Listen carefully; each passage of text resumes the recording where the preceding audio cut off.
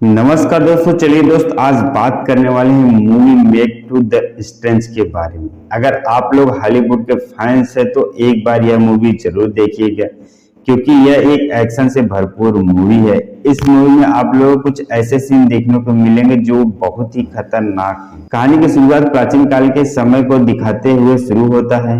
हमें कुछ क्रिएचर को दिखाया जाता है जो छोटे छोटे प्राणियों को मारकर खा रहे होते हैं।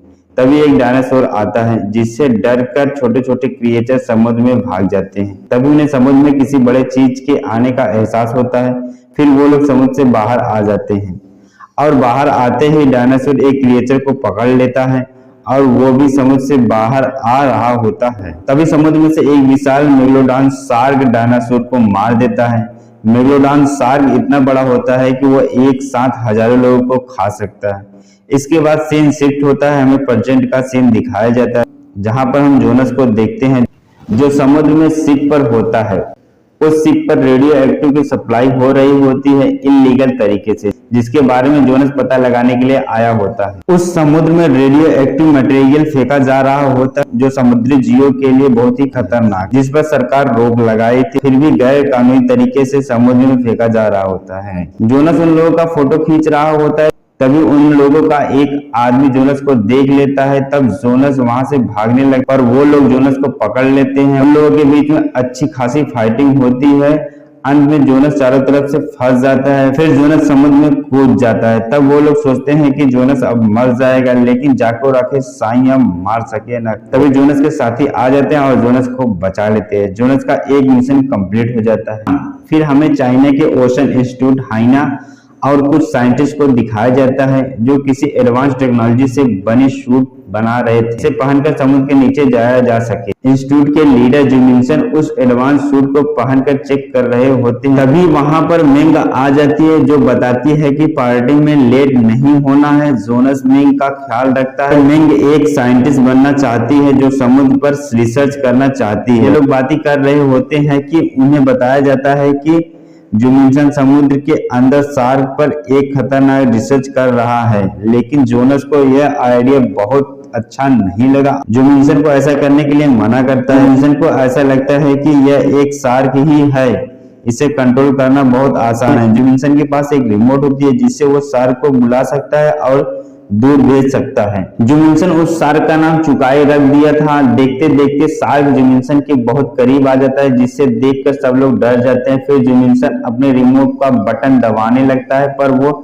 शायद काम नहीं करता है। वह शार्क जिमिन्सन के काफी करीब आ गई थी। सभी लोगों को लगा कि शार्क ने जिमिन्सन को मार दिया, लेकिन जिमिन्सन बच गया था और वह सभी लोगों से कहने लगा कि एक समुद्री जीव है, इसे कंट्रोल किया जा सकता है। पर इसके बाद जोनस जिमिन्सन को ऐसा करने के लिए मना कर देता है। फिर सीन आगे की तरफ बढ़ता है। जिमिन्सन चाहता है कि एक टीम बनाए और समुद्र के डीप में जाए और रिसर्च करे।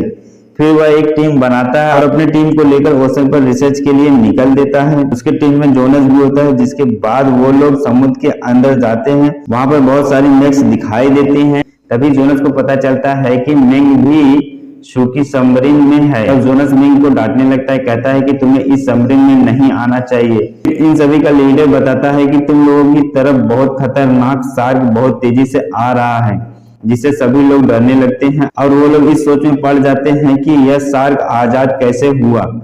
फिर वो लोग शार्क से बचने के लिए थर्मोप्लेन के लीड के नीचे उतर जाते हैं, जहां पर सब लोग कभी नहीं गए थे। वो शार्क अभी भी उन लोगों का पीछा कर रहे, पर वो शार्क उन लोगों को बिना नुकसान पहुंचाए और उनके सबमरीन को बिना नुकसान पहुंचाए चल देती है।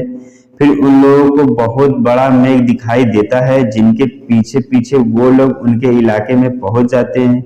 वहां जाने के बाद उन लोगों को समुद्र के अंदर एक बहुत बड़ा स्टेशन दिखाई देता है, जहां पर कुछ लोग खुदाई का काम कर रहे होते हैं। यह देखकर जोनस और उसकी टीम शॉक्ड में हो जाती है, क्योंकि अभी तक समुद्र के इतने अंदर कोई नहीं आया था। वही उस स्टेशन में से मोंटस उन लोगों को देख लेता है। फिर वो अपने आदमी को माइनिंग करने से रोक देता है, जहां पर हमें पता चलता है कि वहां पर विस्फोट करने के लिए बम लगाया जा रहा होता है। जब जोनस की सबमरीन उस जगह पर पहुंचती है तो मोंटस ब्लास्ट कर देता है, जिससे उन सब का शिप खराब हो जाता है और सभी लोग समुद्र में फंस जाते हैं। वो लोग ऊपर स्टेशन पर मदद के लिए मैसेज देते हैं, जहां जवाब में बताया जाता है कि हमारे पास एक ही शिप है, वो भी खराब हो गई है, जिसके कारण हम तुम्हारी मदद नहीं कर सकते, सॉरी। इधर समुद्र में जोनस और उसके टीम के पास सिर्फ 2 घंटे का ऑक्सीजन बचा होता है, जिससे वो लोग फैसला करते हैं कि पैदल चल के स्टेशन तक पहुंचेंगे। जिसके बाद वो लोग पैदल ही निकल जाते हैं। वहां स्टेशन तक जाने के लिए 3 घंटा का समय लगेगा। मोंटस अपनी बॉस मोना से बात करता है, क्योंकि मोना जोनस और जुमिनसन से छुपकर समुद्र में एक्सपेरिमेंट करवा रही है। मोना मोंटस से कहती है कि जोनस अभी जिंदा है, तुम्हें उन सब लोगों को खत्म करना है। जोनस और उसकी टीम जैसे ही स्टेशन पर पहुंचने वाली होती है, तभी उन सब लोगों पर छोटे छोटे मॉन्स्टर हमला कर देते हैं और वो लोग अपने बचाव के लिए उन पर गोली चलाने लगते हैं। तभी वहां पर मेघ शार्क भी आ जाती है, उन मॉन्स्टर पर हमला कर देती है और जोनस की टीम पर भी हमला करती है। जोनस और उसकी टीम बचते बचाते स्टेशन के अंदर पहुंच जाते हैं और बाल बाल बच जाते हैं। तभी उन लोगों को उस स्टेशन पर कुछ खतरनाक और बेशकीमती चीज मिलती है। जब जुमिनसन सभी चीजों को खोजता है, तब उसे एक धातु मिलती है। तब जोनस को बताता है कि इसकी कीमत मिलियंस में हो सकती है और वो लोग पानी के अंदर स्टेशन बनाकर इसी धातु की माइनिंग कर रहे थे। जिसके बाद वो लोग एक सबमरीन से अपने स्टेशन की ओर जाते हैं, जहां पहले से ही मोना अपने आदमियों के साथ वहां पहुंच गई थी और उस स्टेशन को अपने कब्जे में ले ली थी। तो वहां जोनस और जुमिनसन की टीम पहुंचती है। तब उन सबको मोना के आदमी पकड़ लेते हैं, लेकिन वो लोग अपनी चालाकी से वहां पर एक छोटे से बोट लेकर निकल जाते हैं। उन लोगों को पता चलता है कि शार्क अब किनारे की तरफ आ रहा है।